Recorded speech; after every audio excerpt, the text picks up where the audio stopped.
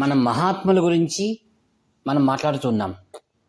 ఈ యొక్క శతమానంలో ప్రస్తుతం శ్రీ జయేంద్ర సరస్వతి మహాస్వాములు వారి ద్వారా, వారి అనుగ్రహం ద్వారా ఆ యొక్క గోవింద్ గిరిరాజ్ మహారాజ్ గారు శ్రేష్టమైనటువంటి అయోధ్య జన్మభూమి ట్రస్ట్ ఏది ఉందో దాంట్లో కోశాధికారిగా ఉండడమే కాకుండా ఆయన భాగవతము, భగవద్గీతను ఇంటర్నేషనల్ లెవెల్లో ఎందరో లక్షలాది సంఖ్య ఉన్నటువంటి వారందరూ కూడా దాంట్లో పాల్గొన్నారు. వారి యొక్క 75 ఏండ్ల ఆ యొక్క జన్మదినానికి స్వాముల వారు, శ్రీ శంకర విజయ సరస్వతి స్వాముల వారు ప్రత్యేకంగా పూనాకు వెళ్ళి అళందలో ఉండి ఆ కార్యక్రమం ఎంతో వైభవంగా జరిగింది. ఆత్మీయులారా, మహాత్ములనగా ఏమి? మహాత్ములంటే ఈ లోక కళ్యాణం కోసం సకల సమయాన్నంతటినీ కూడా సద్వినియోగం చేసి ఇతరులకు మార్గదర్శనం చేసేవారిని యుగ పురుషులు, కారణజన్ములు అని అంటారు.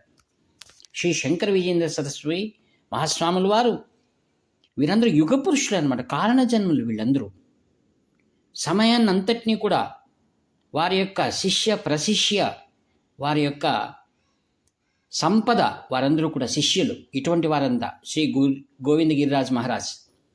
ఆత్మీయులరా, అయోధ్య జన్మభూమి రావడానికి కారణం కాంచి కామకోటి పీఠం 69వ పీఠాధిపతులు శ్రీ శ్రీ శ్రీ జయేంద్ర సరస్వతి మహాస్వాముల వారు. ఇదే లోకమెరిగిన సత్యం. అది మరి ఏదైనా పద్మశ్రీ కానీ ఏదైనా పదవులు తీసుకుంటుందా? ఎప్పటికీ తీసుకోదు.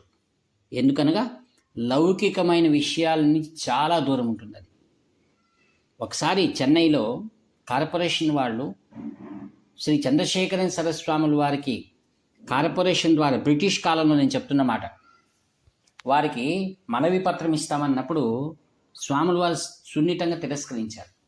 ఇటువంటి లౌకికమైన వారి ద్వారా మేము ఎప్పుడూ కూడా ఇటువంటిని మేము ప్రోత్సహించాము. కేవలం మా యొక్క జీవితం అంతా కూడా ఆధ్యాత్మికానికి మాత్రమే ముడిపై ఉంది. ఎందుకనగా ఒకరి ద్వారా మెప్పులు పొందితే వారిని మనం సరిదిద్దడం చేతకాదు. మనం వెనకలు ఉండాల్సి వస్తుంది. అందరినీ కూడా సుశిక్షితులుగా మార్చడమే కాంచి కామకోటి పీఠాధిపతుల సమున్నతమైన స్థానం. అది అందుకే గురువు అనగా ఒక శిక్షా మార్గం, శిష్యులను సన్మార్గంలో తీసుకురావాలి. వారు ఎటువంటి పండితులైనా సరే, ఎటువంటి ప్రవచనకారులైనా సరే, ఎటువంటి ఉత్తుంగ శిఖరాల్లో అందరి జనుల మెప్పులు పొంది ఉన్నవారై ఉండొచ్చు కాక, అయితే వారు కోరేదేమిటి? వినయము, విధేయత, సామాజికమైన హిత దృష్టి ఉండాలి. అందరినీ కూడా ప్రేమించేటువంటి తత్వం ఉండాలి. ఇది వారు కోరేటువంటి జాతి, మత, కుల విచక్షణారహితమై సర్వ మానవుల్లో ఉన్నటువంటి ఆత్మస్వరూపం ఒక్కటే నిర్ణయించేటువంటి పీఠం కాంచి కామకోటి పీఠం. పశుపక్షాలను ప్రేమిస్తుంది, మానవులను ప్రేమించదా? ఆత్మీయులారా, గోవింద్ గిరిరాజ్ మహారాజ్ గారు శ్రీ జయేంద్ర సరస్వతి స్వాముల వారు సిద్ధి పొందిన తర్వాత వారి యొక్క అనేకమైన వేద పాఠశాలలు ఉన్నాయి మహారాష్ట్రలో. వారందరినీ శిష్య సమూహంగా వచ్చి కాంచీలో, కాంచీ పరమాచార్య స్వాముల వారి, శ్రీ జయేంద్ర సరస్వతి స్వాముల వారి బృందావనం ముందు ఎంతో భక్తి నిష్టగా భాగవత పారాయణ జరిగింది. ఎవరైతే గురువులు వీరు మాకు అని చెప్పుకున్నప్పుడు ఆ పీఠానికి ఎంతో సేవ చేయాలి, అనేక కార్యక్రమాల్లో పాల్గొనాలి. మా సేవ మేమేం చేయాలి అని అడగాలి. ఎప్పుడు కూడా ఏ గురువులు నీవు ఈ సేవ చేయని అపేక్షించరు. అందులో ప్రత్యేకంగా కాంచి కామకోటి పీఠంలో. ఎందుకనగా ఇది నేటి చరిత్ర కాదు. అది 2,500 సంవత్సరాల పూర్వ వైభవం ఉన్నటువంటిది. కాశీ మహారాజుకు స్వప్నంలో అన్నపూర్ణాదేవి కనపడి శ్రీ చంద్రశేఖర సరస్వామి మహాస్వాములు వస్తున్నారు, వారి దగ్గర నుండి ఆహార ధాన్యాలన్నీ కూడా తక్కువ అవుతున్నాయని అన్నపూర్ణాదేవి కాశీ మహారాజుకు చెప్పింది. అప్పుడు వారు మేల్కొని తన పరివారంతో పాటుగా వెళ్ళి విచారించి అన్నీ వనగూర్చి ఎంతో వైభవంగా రాజమర్యాదలతో కాశీనగరంలో వైభవంగా జరిగిందనే విషయాన్ని నేను శంకర విజయం అనే విషయాల్లో చర్చించాను. సాక్షాత్ కామాక్షి అండి వారందరూ కూడా. ఒకరిని ఎందుకు అడుగుతారు? నువ్వు చెయ్యి, నీ ఉద్ధరించబడాలంటే శ్రద్ధగా చెయ్యి. నీ ఉద్ధరించబడాలి క్రమశిక్షణగా ఉండు, నీ ఉద్ధరించబడాలంటే వినయంగా ఉండు. అది ఎవరు చెప్పరు, మనం తెలుసుకోవాల్సిన విషయం అది. ఎవరు కూడా అత్తగారు కోడలు ఇలా ఉండమని చెప్పరు. కోడలు తెలుసుకుంటే ఆ వంశానికి మంచిది, హితం అది. సంసారంలోనే అంతే, ఆధ్యాత్మిక విషయంలోనే అంతే. ఆత్మీయులారా, శ్రీ గోవింద గిరిరాజ్ మహారాజ్ గారు ఈ యొక్క అయోధ్య ప్రారంభోత్సవ సమయంలో ఆ రోజు కూడా వారు అక్కడ ఒక్కరే ఉన్నారు. గౌరవనీయులు ప్రైమ్ మినిస్టర్ మోదీజీ గారు మాట్లాడే ముందు గోవింద్ గిరిరాజ్ మహారాజ్ గారు మాట్లాడారు. వారు మాట్లాడిన విషయం ఏమిటి మీరు ఒకసారి వీడియో తెరిచి చూడండి. ఆ యొక్క అయోధ్య రామ జన్మభూమి ప్రారంభోత్సవ సమయాన్ని మీరు చూడండి ఒకసారి. నేను కపోత కల్పితాలు ఎప్పుడు చెప్పను. దేనికైనా ఎవరిని విమర్శించాలన్నా, ఏది విశ్లేషణ చేయాలన్నా నా దగ్గర తగిన ఆధారాలు ఉన్నాయి. ఆధారాలు లేని నేను మాట్లాడు. అక్కడ హైదరాబాద్లో భాగ్యనగరంలో మేము ఉన్నాం. ఆ రోజు శ్రీ శంకర విజయ సరస్వాముల వారి పరివారం అంతా ఆ యొక్క టీవీలో రిలే అయ్యేటువంటి దాన్ని చూస్తున్నాము. ఎంత చక్కటి మాటలు మాట్లాడారు తెలుసా. మహాత్ములు అంటే అదండి. మహాత్ముల మాటలు మహాత్ముల మాదిరిగానే ఉంటాయి. ఏం మాట్లాడారు ఆయన? మొట్టమొదటిసారి తపస్సు అంటే ఏమిటి, ఆ తపస్సు అనే దానికి అంకిత నామం ఎవరు అనగా కాంచి కామకోటి పరమాచార్య స్వాముల వారు అన్నారు. అదండి ప్రవచనం అంటే. అది ఆ యొక్క యోగ్యత తగిన మాట. అది ఎవరి గురించి అని చెప్పాలంటే తగినటువంటి భాష, తగినటువంటి సబ్జెక్ట్ ఉండాలి. అది సరైన విధానం. అది ఎవరి ముందు మాట్లాడాడు ఆయన? ప్రైమ్ మినిస్టర్ మోదీ దగ్గర.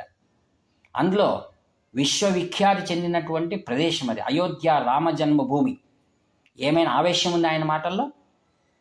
ఎంత చక్కగా ముత్యాలు ఉన్నట్టున్నాయి ఆ మాటలు. ఏమన్నారు ఒకసారి వీడియో చూడండి, ఎవరైనా తెలుస్తుంది ఎలా మాట్లాడాలి, సందర్భం ఎలా ఉండాలి, తనను ఉద్ధరించిన వారి గురించి ఎలా మాట్లాడాలి. ఏ పీఠమైతే శ్రీ జయేంద్ర సరస్వామి మహాస్వాముల వారిని అనుగ్రహించిందో, కరుణించిందో, ఆ పీఠం అనుగ్రహం వలన వచ్చిన వారు గోవింద గిరిరాజ్ మహారాజ్. ఆయన ఏమన్నారు? తపస్సు అనగా శ్రీ చంద్రశేఖరేంద్ర సరస్వతి మహాస్వాముల వారు. రెండవ మాట అన్నారు ఛత్రపతి శివరాజ్ మహారాజ్. ఆయన వలన హిందూ ధర్మ స్థాపన అయింది. దానికి ఉదాహరణగా ఆంధ్రలో ఉన్న శ్రీశైలాన్ని తీసుకున్నారు. ఎందుకని? ఆదిగురు శంకర భగవత్పాదాచార్యుల వారు శ్రీశైలంలో శ్రేష్టమైనటువంటి శివానంద లహరి రచించారు. అది పొదుగునట్లు ఉండాలండి మాటలు. కాంచి పరమాచార్య అంటే ఏదో తోటకూర తిన్నాడు అది కాదు. కాంచి పరమాచార్య అంటే ఏమిటి? అయోధ్య రామ జన్మభూమిలో ఆయన మాట్లాడిన మాటలు మనం వినాలి. అందుకే కొందరు మహిమలు మాట్లాడుతుంటారు. మహిమలు కాదు, వ్యక్తిత్వం, శ్రేష్టత్వం, తపస్సు. మహాత్ములు వారు. మహాత్ములు అంటే ఏమిటి? భరతభూమి ఏం కోరుతుంది? మహాత్ముల్లో గుర్తించేది ఏమిటి? ఆహార నియమాలు కాదు, వారు సాధించిన తపస్సు. ఆ తపస్సే ఆదిగురు శంకరుల నుండి పరంపరగా ఒకరి తర్వాత ఒకరికి వస్తూ ఉంది. ఆ తపో నిలయమే శ్రీ శంకర విజయేంద్ర సరస్వతి మహాస్వాముల వారు. ఆ తపో విగ్రహమే శ్రీ సత్య చంద్రశేఖరేంద్ర సరస్వతి మహాస్వాముల వారికి అందించారు. ఆ రోజు అందరి ఎదురుగా వేలాది సంఖ్యా జనం. దాన్ని చూస్తే మరొక స్వర్గమే ఈరోజు అవతరించింది అనిపిస్తుంది. దేవతలంతా పైనుంచి తమ కన్నుల ద్వారా ఆనందిస్తున్నారు. ఆదిగురు శంకర భగవత్పాదాచార్యుల వారు ఈ పీఠం ఇంత ఉన్నత శిఖరానికి వెళ్తున్నందుకు ఆయన అక్కడ పర్యవేష్టితుడై ఉన్నాడని నేను నిర్వివాదాంశంగా చెప్పగలను. ఆత్మీయులారా, ఇట్టి ఘనత కలిగినటువంటిది పీఠం. ఇట్టి ఘనత కలిగినటువంటి శిష్యులు ఉన్నటువంటి పీఠం ఇది. ఇట్టి ఘనత కలిగినటువంటి పరంపరలో ఉన్నటువంటి వారు ఉన్న పీఠం ఇది. ఆత్మీయులారా, మహాత్ముల గురించి మనం పరంపరగా ఈరోజు మాట్లాడుతూ వస్తున్నాం. కావున సామాన్యమైన మానవుడు, ఉత్తములు, మధ్యములను ఉంటారు మానవుల్లో. వారు ఏ స్థితిలో ఉన్నామని వారు గమనించుకోవాలట ప్రతి ఒక్కరు. అందుకే అంటాడు, ఇటువంటి సామాన్యులను మధ్యరీతిగా, మధ్యములను ఉత్తమ రీతిగా తెలుసుకుపోయి మార్గదర్శనం చేసేటువంటి వారికి ఆవశ్యకత ఎంతైనా ఉంది. మార్గదర్శనం లేనందువల్లనే ఎంత యోగ్యతలున్నా ప్రజలకు సరిగా ఉపయోగపడకుండా పోతుందని కాంచి పరమాచార్య స్వాముల ఉపన్యాసంలో 1937లో ఆయన ఈ విషయాన్ని చెప్పారు. 1937లో నా దగ్గర దానికి తగినటువంటి దాఖలా ఉంది. ఇప్పుడు ఆయన 1937లో చెన్నైలో సంస్కృత ఓరియంటల్ కాలేజీలో ఇచ్చిన ఉపన్యాసాలు మాలిక 18 ఉన్నాయి. వాటిని యథాతథంగా మీకు వినిపిస్తాం. వాటిని మీరందరూ అందుకోండి, రాసుకోండి, చదువుకోండి. ఇది నిజమైనటువంటి ప్రవచనాలు ఆయనవి. తాను ఎవరు, తను ఎందుకు అవతరించాను అనే చిన్న పొత్తంలో చాలు. ఇంకా విశేషమైనది కాకినాడలో ఆ రోజు విడుదల చేసిన దేవుని స్వరం, అది 7 వాల్యూములు ఉన్నాయి. ఆంధ్రలో ఉన్నట్టు ప్రతి ఒక్కరూ కూడా మన అదృష్టంగా వాటిని పొంది నిత్యము పారాయణ చేయడం చాలా ముఖ్యం. ఎవరు దాన్ని చదువుతారో కాంచి కామకోటి పీఠము శ్రీ చంద్రశేఖరేంద్ర సరస్వతి మహాస్వాములు వారి ఉన్న గొప్పతనము, మహత్తు తప్పక అర్థమవుతుంది.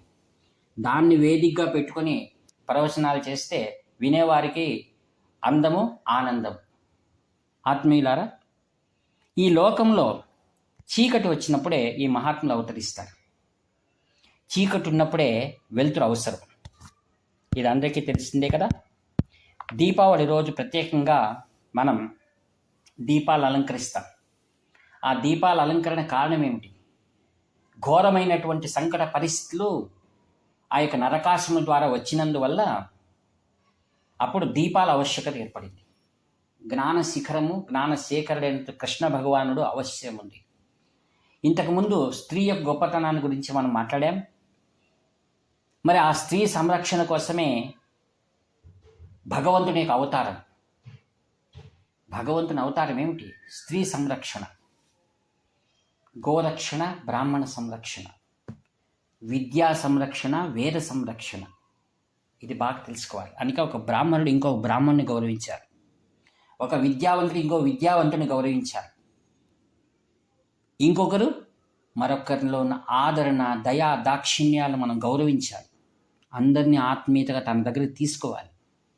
ఎవరైతే మన దగ్గరికి వస్తారో వాళ్ళంతా సాక్షాత్తు భగవత్ స్వరూపం అని తెలుసుకోవాలి. ఈ లోకంలో చీకటి వచ్చినప్పుడు, అలుముకున్నప్పుడు పరమాత్మని సంకల్పంతో ఒక మహా చైతన్యం శక్తి రూపకంగా, మహాత్మ రూపకంలో అవతరిస్తుంది. ఇటువంటి యోగుల యొక్క తపోస్థానమే సిద్ధాశ్రమము. దాని మూల స్థానమే ఎక్కడుంది? మనం హిమవత్ పర్వత ప్రాంతాల్లో ఉంది. ఇప్పుడు విషయానికి మనం లోపలికి ప్రవేశిస్తున్నాం. ఈ యొక్క సిద్ధాశ్రమం ఎక్కడ ఉంది? శ్రీమద్ రామాయణ కాలంలో త్రేతాయుగంలో వస్తుంది విషయం. బ్రహ్మ ఋషి, రాజఋషి అయినటువంటి విశ్వామిత్రులు ఈ సిద్ధాశ్రమంలో లోకరక్షణ కోసం యజ్ఞయాగాదులు చేయించవలని. ఎందుకంటే త్రేతాయుగంలో యజ్ఞములే ప్రాధాన్యం కాబట్టి. ఆ యజ్ఞానికి అనేక విఘ్నములు కలిగిస్తున్నటువంటి ఆ యొక్క మారీచుడు, సుబాహుడు, వీటివన్నీ కూడా ఉన్నప్పుడు దశరథ రాజ్యంలో సింహాసనానికి యోగ్యుడైనటువంటి శ్రీ రామలక్ష్మణులను ఆయన తీసుకువెళ్ళాడు. అందుకే ఇక్కడ మనం బాగా గుర్తుపెట్టుకోవాలి. ఒక ఋషి మగనొకరిని ఎందుకు గుర్తిస్తాడు? ఒక గురువు ఒకరిని ఎందుకు గుర్తిస్తాడు? వారి ద్వారా లోక కళ్యాణం కావాలి, సమాజ కళ్యాణం కావాలనే గుర్తిస్తారు, కానీ వారికి పదవులు అప్పచెప్పడానికి కాదు, లేక వారికి బిరుదులు అప్పగించడానికి కాదు. ఒక బిరుదు ఆమెకు వచ్చింది అంటే దాన్ని కాపాడుకోవాల్సినటువంటి సమస్తమైన బాధ్యత వారిపై ఉంటుంది. శ్రీరామలక్ష్మణులను ఆయన ఎన్నుకున్నాడు. ఎవరు? బ్రహ్మ ఋషి, రాజఋషి విశ్వామిత్రుడు. ఆ గాయత్రి మంత్రకర్త ఆయన. బ్రాహ్మణులు ఎవరైతే ఆ యొక్క సవిత్రో గాయత్రి మంత్రాన్ని జపిస్తున్నామో అందరి బ్రాహ్మణుల్లో ఉన్నటువంటిది, సర్వత్రా ప్రకాశిస్తున్నటువంటిది ఆ గాయత్రి మంత్రం. ఆ గాయత్రి మంత్ర స్మరణతోనే సకల పాపాలు నష్టమవుతాయి. యజ్ఞ సంరక్షకులుగా వెళ్ళారు, యజ్ఞాన్ని నిర్విఘ్నంగా నెరవేర్చారు. ఆత్మీయులారా, రాజఋషి అయిన వారు బ్రహ్మఋషి అయ్యాడు. బ్రహ్మఋషి అయిన తర్వాత రామలక్ష్మణులకు అస్త్రశస్త్రాల మంత్రాలను బోధించాడండి. ఎవరు? విశ్వామిత్రుడు. చూడండి, ఒకరు మరొకరుగా మారారు. ఆ మారిన వారు మరొకరికి జ్ఞానం బోధించారు.